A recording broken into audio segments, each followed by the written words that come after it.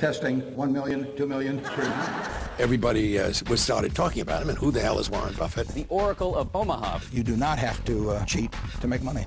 He's the man who gave $37 billion to charity. There we go. I enjoy the idea of building an endowment fund up for society. Here we have our 10-cent Coke machine. Warren Buffett is the genius behind Berkshire Hathaway. I'm Warren Buffett, chairman of Berkshire Hathaway. The stock of the Berkshire Hathaway company closed yesterday at $100,000 for each share.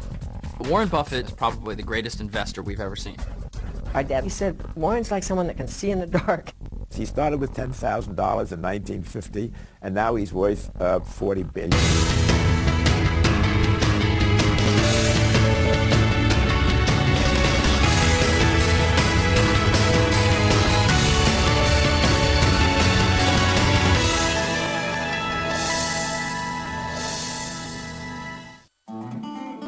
Warren Buffett, the Oracle of Omaha, investor extraordinaire, has devoted his life to making money. Okay, we just do it a couple times. Oh, okay. Any suggestions as to change? Nothing. And he has made a lot of it. More than $40 billion. Enough money to buy 880,000 Hummers. One for everybody in San Francisco. And he's come by his money the honest way. $6.95 for a sandwich that costs 75 cents to make. That's the kind of business I want to be in. He's not involved with kind of phony deals, and Warren's reputation is very good. If Buffett is the big fish, a lot of smaller fish in his wake have become very rich too. To say how many millionaires he's created now would be hard to say. He would know, but it would be in the thousands for sure. Boy, if he doesn't give capitalism a good name, who does? Warren Buffett is the ultimate American success story. I benefited incredibly from being in this country. I mean, when I was born in 1930, the odds were 50 to 1 against me even being born in the United States. And I was lucky enough to be born here. I was lucky enough to be born with a talent capital allocation that's worth a whole lot of money in this economy, but it wouldn't be worth much in Bangladesh, and it wouldn't have been worth much 300 years ago. Like a Horatio Alger hero, Warren Buffett accumulated his huge fortune by relying on honesty, thrift, and a can-do attitude. Add self-deprecating humor, and you have the world's second richest man. It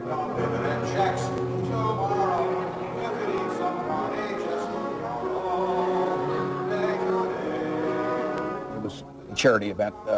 So I played Daddy Warbucks for a short period of time. And Ms. Flanagan, who ran the orphanage, kept calling me Warbucks, but I explained to her that was Bill Gates. Bill Gates, the chairman of Microsoft, and Buffett's good friend, is a few decades younger and a few $1 billion richer. The Microsoft mogul has amassed more wealth than any other man in the world. But on June 26, 2006, 75-year-old Buffett gave away more money than anybody ever before, $37 billion. And it was big news. Now to the giant gift. Good evening. It is simply a staggering amount of money. But we begin with today's big money announcement from the man known as the $31 billion donation. Today I've got a few letters, and first 3 letters are easy to sign. I just signed Dad. The other ones are... In a ceremony at the New York Public Library, he gave away 2/3 of his vast fortune to 5 charities. That's my daughter, Susie. That letter starts out, Dear Suze. I wanted to make sure I didn't ever write one that says, Dear Anna Nicole Smith, so I'm doing this at an age where I still... $3 billion to the Susan Thompson Buffett Foundation, named after his late wife, and $1 billion each to the charities of his 3 children. My son Howard is here. I'm not kissing you. And my son Peter. But the lion's share of Buffett's great giveaway went to the Bill and Melinda Gates Foundation. Kind of like the $64 question we build up to the big... There we go. Well, Buffett's donation doubled the foundation's endowment. Don't lose that letter. We're talking about $31 billion at today's prices. These are just staggering numbers, world-changing numbers. If you go back in history and compare what Warren has given to what the great philanthropists of the century have given, Andrew Carnegie and John D. Rockefeller, this amount dwarfs what they gave. In the history of the world, I don't think we've ever seen a gift like this. Everybody was surprised when he gave away the majority of his fortune. And that's because Warren Buffett is known for making money, not giving it away. His own children know that better than anybody. What he did, as soon as he started giving us an allowance, he'd put the slot machine up in the attic, and we'd go up there, and he'd win every penny back of the allowance through the slot machine. I could never, in 10 years, I couldn't get 3 of those melons to line up. He's a bit of a tightwad, as he would also tell you. And so what to do with it has always been very difficult. Giving his money away was a problem he had left to his wife, Susan Thompson Buffett. Susie, who was going to manage that, they had it all planned. He was going to die first, and then she would do it. And she was wonderful at that sort of thing, and her heart was in it from the day I met her. But it didn't go that way. She died in 2004. The onus was on Warren to think about, well, it's not going to be Susie that's going to be handling the money, it's going to be me, so what am I going to do? Only one thing was certain. The money was going back to society and not to the Buffett children.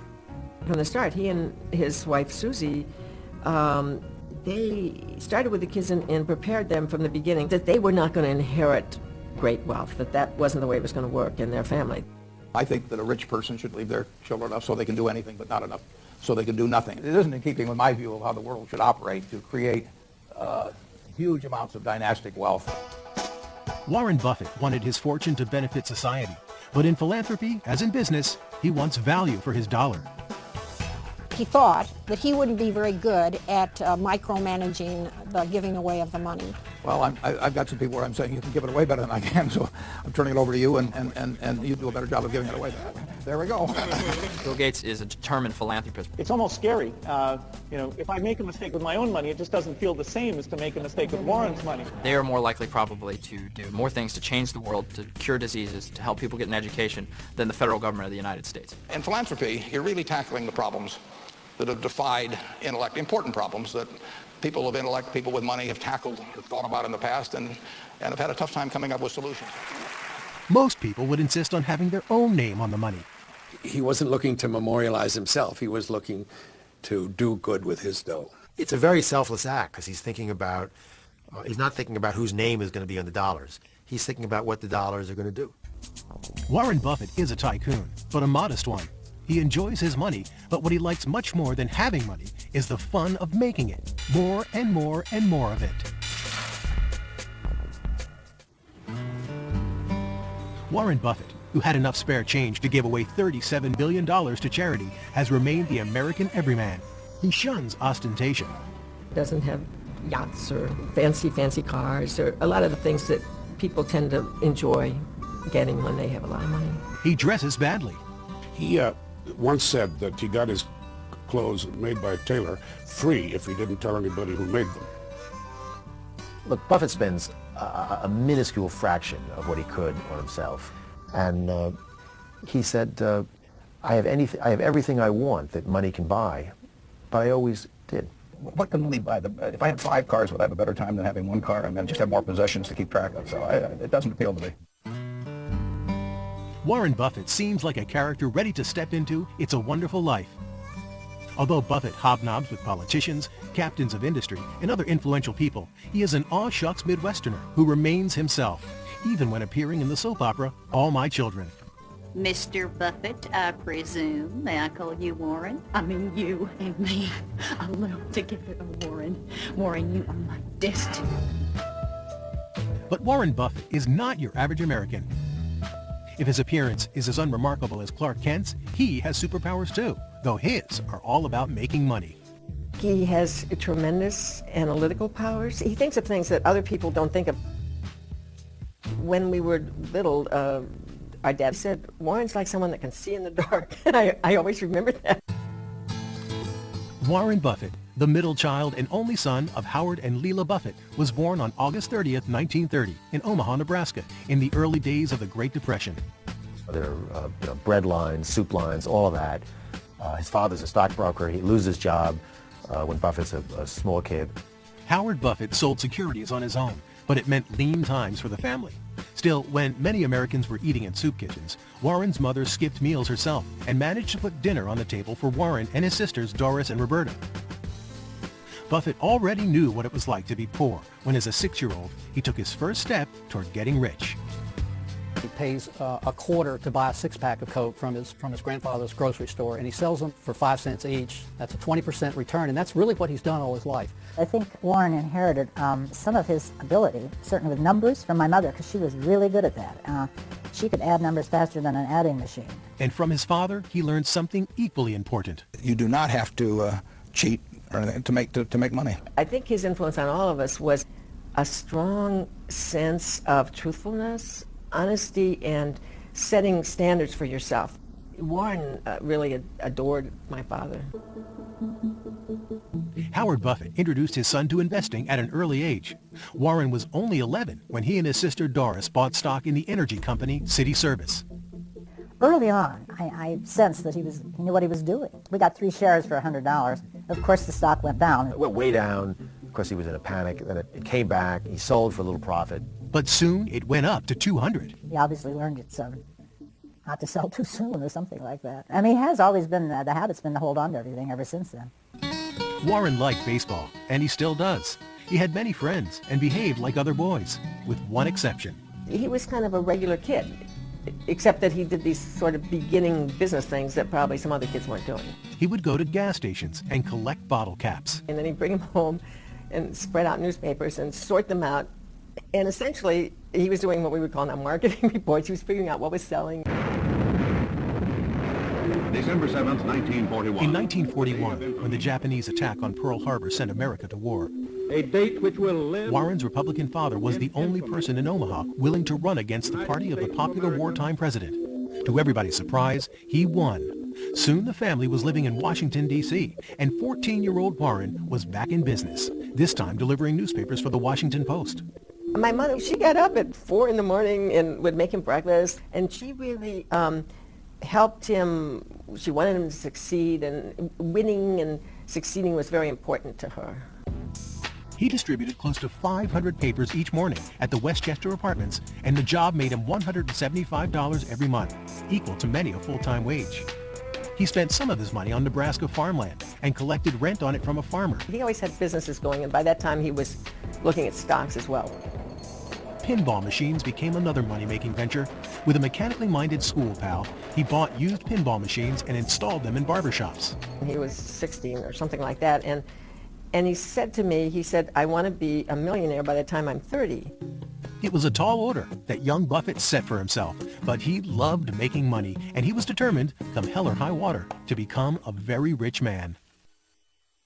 When Warren Buffett was still only a teenager in Washington, D.C., he was in a huge hurry to become rich. So right after graduation from Woodrow Wilson High School in 1947, he wanted to be an investor. But on his father's insistence, he did go to college. And then in 1950, it was off to business school at Columbia University in New York. Warren's favorite professor was Ben Graham, the author of The Intelligent Investor. He was enthralled by Ben Graham and understood that Ben Graham was teaching him the framework from which he could invest. And what Graham said is, look, stocks, they're just pieces of paper, but they represent something. They represent a part ownership in the business underneath, right? And the way to buy a stock is just as if you were buying the business. The key, if there's one key to what I do, it's I look at every share of stock as being a part of a business. That means I think about the business.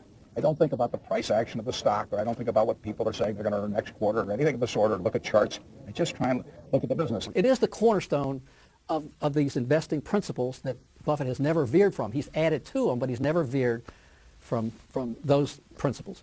In 1951, Buffett returned to Omaha, where he worked in his father's brokerage. The 21-year-old fell in love with Susan Thompson, a college friend of Warren's younger sister, Roberta. Oh, Susie was an amazing person. She had been president of Central High, and that was very unusual in those days to have a girl as class president. She also could sing and was in the musicals, and people loved Susie, and she loved other people. But not Warren Buffett. She had another boyfriend, so Warren courted her father instead. Susie's dad and mother, who were good friends of my parents, they were very keen on Warren, and Warren played his ukulele and Doc Thompson played his mandolin together or something, you know, I don't know. But he won her. They were married in April 1952, and over the next 6 years they had 3 children, Susan, Howard, and Peter. In 1956, Buffett went into business for himself, and a year later he was working out of a house on Farnham Street that he had bought for $31,500. His neighbor, Don Keogh, thought he was a slacker. He never went to work. He did some funny thing on the telephone, and I was a salesman out selling coffee on a working day and late in the evening. But the guy who stayed at home all day was desperately trying to drum up investors. He said, Don, I've been thinking about you. I'm starting a little fund with a few friends, and if you were to put $10,000 in it, I think I could maybe, turn it into a nice little piece of money. Well, I said, let me think about it. I remember going into my wife, Mickey, and saying, can you imagine giving $10,000 to a fellow who doesn't get up and go to work in the morning? Why wouldn't you? There's no doubt about his ability. There's no doubt about his honesty. And I remember the thrilling thought, he said, there'll come a day and this may throw off $1,000 a month. He got doctors he didn't know to contribute at that time big money. This is a kid. He started with $10,000 in 1950, and now he's worth $40 billion.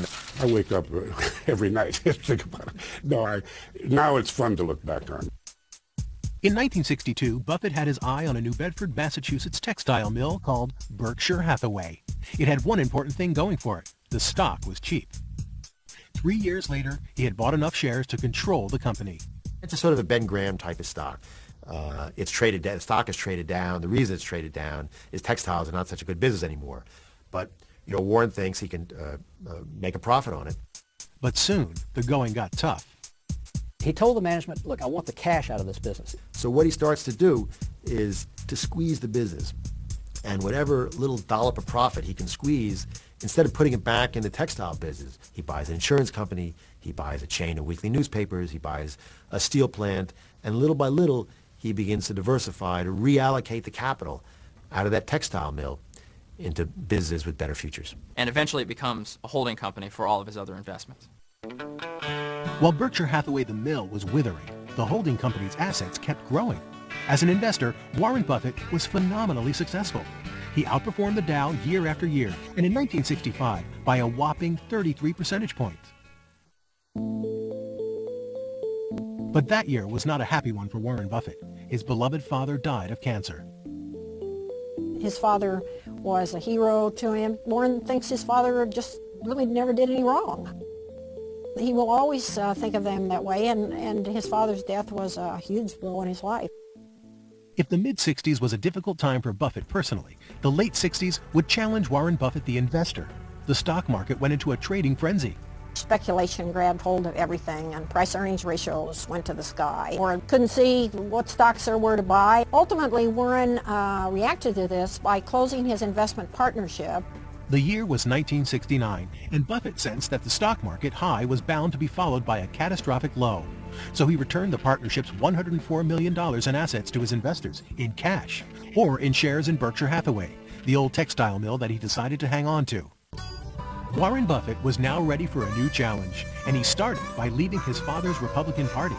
There was one issue that separated him from the Republican Party, and that was civil rights. Susie was, you know, more liberal than Warren, and particularly in the late 60s and early 70s, she was, you know, always getting behind causes to help blacks, peace. She was sort of, you know, pushing him in that direction. With no partners and few investments beyond the textile mill, Buffett spent little time on investment matters and more working for civil rights, Planned Parenthood, and population control. And for Warren, who remembered the bomb over Hiroshima, nuclear disarmament was another priority. But social issues were not part of the game he loved, and it took only a few years before he came roaring back with an investment that would change his life. In 1970, Warren Buffett, the father of 3 teenagers, was 40 years old. He had liquidated his original partnership, but he was still working to make his giant $25 million fortune grow even bigger. And that much money can invite danger. I said, Warren, aren't you worried about somebody kidnapping your children? He says, they don't know what I look like. It was pure Buffett. He shunned publicity, and nothing in the family's lifestyle showed signs of his many millions. And we grew up in kind of the all-American neighborhood, and at the time we grew up, you know, it just wasn't much different, I don't think, really honestly, than the kids we went to school with. The Buffett children went to public school and had no sense that there was anything unusual about their family. The children didn't know what he did. And one time I remember Peter came home from school and said, "Oh, we're rich," and they blanched. And he said, "What makes you think that?" And he said, "Because Uncle Freddie has a grocery store." His daughter says, everybody said he was a securities analyst. She said, I was halfway grown. I thought he was checking alarm systems. The family continued to live in the house on Farnham Street that Warren Buffett had bought in 1957. It was a happy household. And Susie was the perfect, or almost perfect, wife and mother. We both loved chocolate. I remember one time she was going to make warm cookies for the children when they came home from school. So she did a batch of chocolate chip cookies, but there were none left by the time the kids got home. Susie was predominantly the person who took care of the kids. Warren worked. The head of the household was not absent, but certainly absent-minded. Anything could happen around him, and he wouldn't notice it if he was reading or thinking about something. And he would work even when the family went to Laguna Beach, California, where Susie had persuaded Warren to buy a vacation home in 1971. Business had always been his absorbing interest, and in the early 70s, when an oil crisis knocked the wind out of the bull market, Warren Buffett was prepared and ready to pounce. In the early 70s, I began looking at the Washington Post. Partly there was a sentimental draw that had delivered it as a boy, but partly it had just gone public. My first contact was a letter from Warren because he had bought 5% of the company. Never heard of him. Catherine Grand, the head of the family-owned paper, had been thrust unprepared into the leadership role by her husband's death in 1963. She was insecure as could be. The learning process was quite lengthy, especially on the business side. Then Warren Buffett entered the picture. I remember that everybody started talking about him and who the hell is Warren Buffett and what are his intentions? Are they honorable? Are they dishonorable? What did he mean to do by this? We literally knew nothing about him. Warren Buffett, on the other hand, had learned everything there was to learn about the Post. Warren never does anything without doing his homework, and he really studied up on. He even bought my mother's autobiography from the Omaha library. He said nobody had ever taken it out. Yeah, I mean, he just sops up information. Nobody knew what he was up to, and that was making the Post management nervous. The only people I knew in business told me that it was extremely dangerous. They alarmed me so that, and I was very new. They said, don't go near him. But she did. He swept her off her feet. I mean, she was charmed by him and totally put at ease that he didn't have any evil designs on it at all, that he was just an investor. Before long, he's not only put Kay Graham at ease, but he's basically the only one she turns to when she needs business advice. He really educated me totally. He would bring with him 10 annual reports or more, and he would say, now, I want to show you these annual reports, and this is a good business. I became very dependent on him. I used to call him up 3 and 4 times a day. Outside of the Graham family, multimillionaire Warren Buffett was the largest stockholder in the Post, but, of course, he still minded his pennies. He and Kay get to an airport one time. She's got to make a phone call, which cost 10 cents in those days. All he has is a quarter. He starts to run around looking for change. Now that is, I think, an indication of a fellow who has understood the value of 10 cents. There was this Buffett with this, giant fortune, really. He didn't flaunt it at all. He had these really dreadful second-hand clothes, practically. Whatever their relationship, Mrs. Graham and Warren Buffett made an odd couple. They certainly had a friendship that was durable, and they saw a lot of each other. So Warren and Kay become very close, and it's really an attraction of opposites. She's sophisticated. He's Mr. All Shucks from Omaha. But I think they each give something to the other. I would try to, what I call housebreak him, because when he and I became friends, I don't think he'd ever sat down for a meal, because he liked fast foods and hamburger places. And he met a lobster for the first time in his life, and we all were eating our lobster, and I suddenly looked at him, and he was attacking the back of the lobster, which of course was totally resistant. And I said, Warren, if you turned it over, you might have better luck. Mrs. Graham's circle was a new world to Warren Buffett. That was his introduction to East Coast elite power circles and on. And I think he got a buzz out of it. But in the mid-70s, his familiar world began to change dramatically. His wife, Susie, was a very good singer, and she began to perform in nightclubs. Well, hello there, good old friend of mine.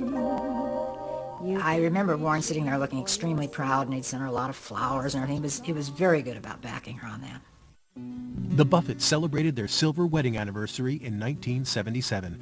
But that same year, Warren's world fell apart. Susie decides that she wants a life of her own as well as a life as Mrs. Warren Buffett. I think she just got to a point in her life where she needed some space, a room of her own or whatever. Susan decided to move to San Francisco. That's pretty tough for him, particularly in the beginning. He would open a vein for Susie. After a couple of years, Astrid Manx moves in, who was a friend of Susie's, and more or less at Susie's suggestion, and that becomes, that's the way he deals with it. But those are tough years for him. Astrid became like a second wife to him, but he and Susie stayed married. And amazingly enough, they were two people that could pull that off. Most people couldn't, but they could and did. There's no question that he was crazy about her. If you knew Susie like I know Susie, And she was crazy about him. As life went on, it looked like a more unusual husband and wife relationship. And soon there would be yet another important woman in Warren Buffett's life. I'm Warren Buffett, chairman of Berkshire Hathaway Incorporated, which has a... In the early 1980s, Warren Buffett was steadily adding to the Berkshire Hathaway portfolio, and for a while he had his eye on the Nebraska Furniture Mart. It was owned by 90-year-old Rose Blumpkin, better known in Omaha as Mrs. B. Can they help you? Maybe what you're looking for, honey. Come on, I'll show you what it is. Got lots of buttons. She was an immigrant from Russia, came to this country, had the courage to start her own business. I think I got it right here. By the 1980s, she's got her whole family, and she's got the single biggest furniture store in the United States. Mrs. B ruled the store, barking orders and invective from her motorized golf cart. Your all day is waiting. You don't do nothing. That's all they do is wait. You don't just look. Never taking a day off, she worked 14 hours, 7 days a week, and was all business. You got Perrick? I need new. Cost you $17.50.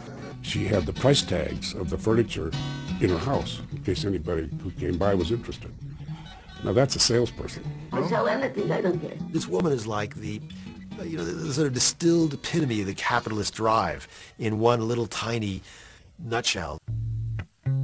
Thanks to Mrs. B's formula, which was sell cheap and tell the truth, the store had annual sales in the neighborhood of $150 million.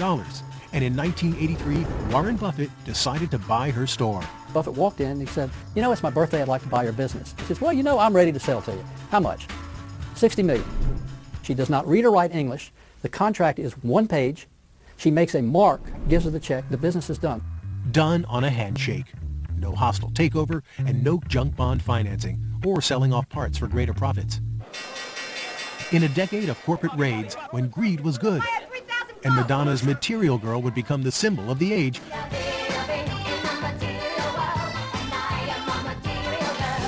Warren Buffett's Material Girl was Mrs. B, and she continued to run the store and yell at her employees. Find out. You don't have to say it. Find the spot. The truth is she didn't give up the company. I mean, we are partners, and in most ways, she's the senior partner.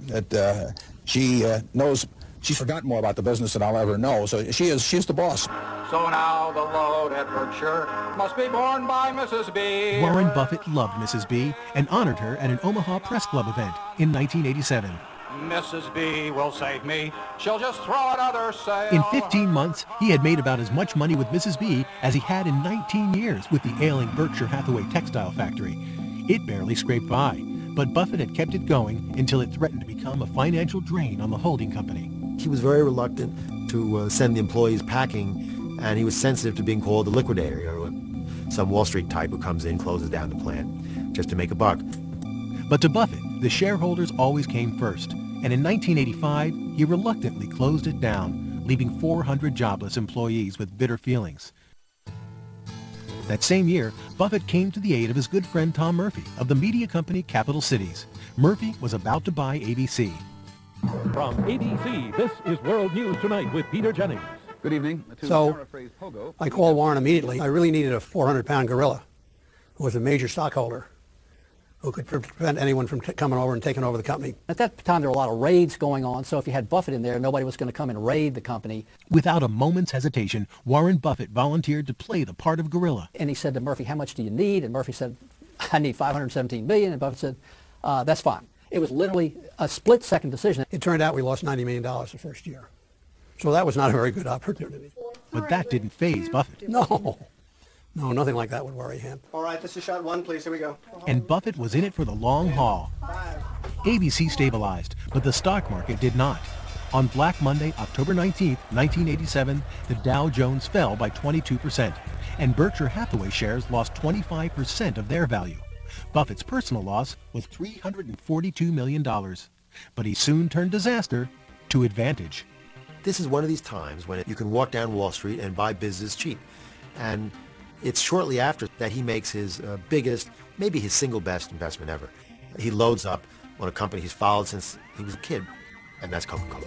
The president of Coca-Cola, who used to be his neighbor in Omaha, didn't know who was buying about 50,000 shares a day. There was a lot of raiders moving into companies, and so, you know, it made you a little nervous. Well, one night I was thinking, you know, it's just possible that that could be Warren. I said, Warren, maybe you're not buying a share or two of Coca-Cola stock, are you? And he said, well, I'm getting ready to call you. The biggest investment at that time, roughly $1 billion in Coke, which today is worth $8 or $9 billion, and it got up to $15 billion. Meanwhile, back at the Nebraska Furniture Mart, things were getting complicated. After a bitter dispute with her 3 grandsons over pricing, a furious Mrs. B, now 95 years old, quit the Furniture Mart. I like they should go down to hell. I want to show him who I was and who they are. But business was business, and Buffett was no knight in shining armor stepping in to save her. The Nebraska Furniture Mart was being run by 3 Blumpkins for whom he had a lot of respect, and he felt that it was their decision what to do here. Out of spite, Mrs. B opened a carpet store right across the street. I feel very depressed. Every time I look at it, it bothers me when I go by the building. But the story had a happy ending. Again, Warren Buffett bought out Mrs. B, this time for $5 million, and she ran the store until the year before she died at 104. Berkshire Hathaway kept growing and taking in huge sums of money. You see our biggest stockholder on the left, Warren Buffett? In 1995, the Disney Corporation bought ABC for $19 billion, adding considerably to Buffett's fortune. The right thing has been done for the shareholders of both companies. Buffett's shareholders rarely had anything to complain about.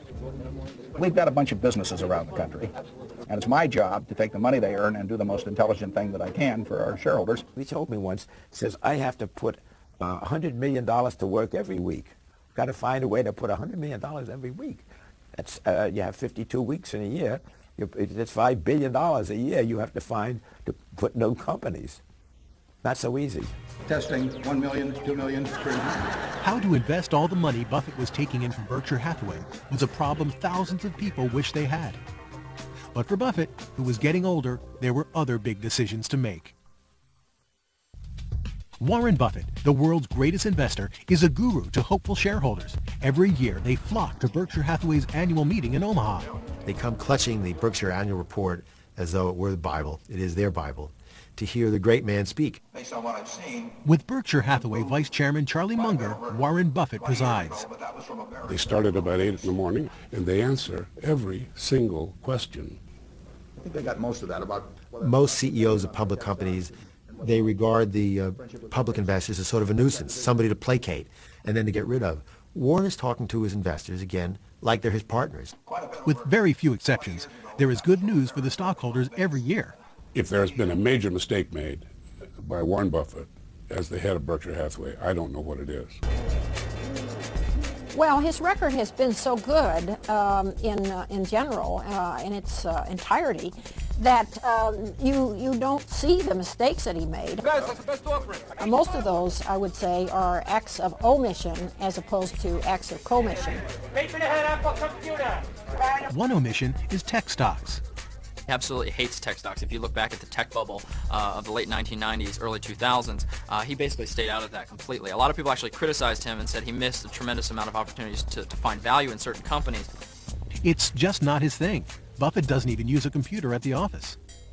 It's of no utility. I mean, all I'm trying to do is buy a piece of a business at an attractive price, and the computer doesn't tell me how to do that. Not even Bill Gates has managed to win him over completely. He spent 9 hours explaining Microsoft to me. Couldn't have been a better teacher. Couldn't have had a dumber student. But I still understood a fair amount of what he was saying, because he is a good teacher, and I bought 100 shares, but I got all through it. That just shows you how many dumb things you can do in this world. When the dot-com bubble burst, Warren Buffett didn't lose his shirt, and Berkshire Hathaway continues to make money for Warren Buffett, his shareholders, and Uncle Sam. Warren Buffett has paid his share of taxes since he was 13. In 2004, the Berkshire Hathaway federal tax return amounted to more than $3 billion and stacked up to over 10,000 pages. Generally speaking, a progressive tax system makes great sense in a prosperous country. I benefit plenty from the society. I see nothing wrong with those who have been blessed by this society to give a larger portion of their income to the society than somebody that's working very, very hard just to make ends meet. Buffett has earned his billions as a Berkshire Hathaway shareholder. As its CEO, his income is comparatively modest. He pays himself $100,000 a year. I mean, $100,000 for a CEO salary these days is really nothing. CEOs are compensated on average about $9–10 million a year. He lives modestly too and enjoys himself in ways that almost anybody could afford. He has so much fun. He plays the ukulele for fun. He tap dances to work every day because he's got the luxury of doing that. He likes to play bridge. You can do that if you make $10,000 a year. Best mental game there is. My sister plays bridge with him. And he wants to win. He loves winning. He's very competitive. And by some fluke, Bertie won. And so Bertie wanted to take that card, that piece of paper you write the scores down on, and Warren ate it. Warren wants to win in bridge just as in business, and he keeps making loads of money, but he makes it the old-fashioned, honest way. There's no hint in Warren's fortune of the kind of games that financiers of this age play, inside trading, abusing his stockholders. I have interviewed hundreds and hundreds and hundreds of people. I've never heard of one unethical thing or anything off color or that cut corners in any way, ever. So he invested in the future without having robbed in the past. It was a clean $37 billion he took out of his own fortune for Bill and Melinda Gates' charity. Well, I enjoy the idea of building this endowment fund up for society. I mean, I enjoy the process myself. I mean, as you say, the game is enjoyable by itself. A $37 billion gift is kind of a showstopper, but Buffett's active life is far from over. The death of his wife, Susan, in 2004 was a devastating blow he will not talk about. But he soldiered on, and 2 years later, he asked his longtime live-in companion, 60-year-old Astrid Manx, to marry him. They grew very fond of each other, and now they have gotten married, and everyone is very happy about that. And Buffett certainly hasn't stopped earning money for his stockholders. In 2006, he bought a $4 billion share of the Israeli metalworking company Iskar, Berkshire Hathaway's largest foray overseas. And Berkshire Hathaway made the news again when its shares set a new record. A stock market phenomenon. The stock of the Berkshire Hathaway company closed yesterday at $100,000. That is $100,000 for each share. It is a record that is hard to top, but Buffett is certainly game to try. He has no plans to retire. What Warren really loves is it's sort of like playing the game. He likes the challenge, the mental challenge of the game. I am getting to do exactly what I love to do every single day. Coca-Cola. And bring a dime, yeah. Warren Buffett. I mean, he's the happiest guy in the world. I'm going to make sure I never write one that says, Dear Anna Nicole Smith. But it's not because he has a lot of money. It's because he does what he loves to do.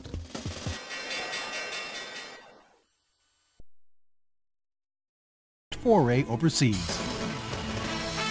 And Berkshire Hathaway made the news again when its shares set a new record. A stock market phenomenon. The stock of the Berkshire Hathaway company closed yesterday at $100,000. That is $100,000 for each share. It is a record that is hard to top, but Buffett is certainly game to try. He has no plans to retire. What Warren really loves is it's sort of like playing the game. He likes the challenge, the mental challenge of the game. I am getting to do exactly what I love to do every single day. Coca-Cola. And bring a dime, yeah. Warren Buffett. I mean, he's the happiest guy in the world. I'm going to make sure I never write one that says, Dear Anna Nicole Smith. But it's not because he has a lot of money. It's because he does what he loves to do.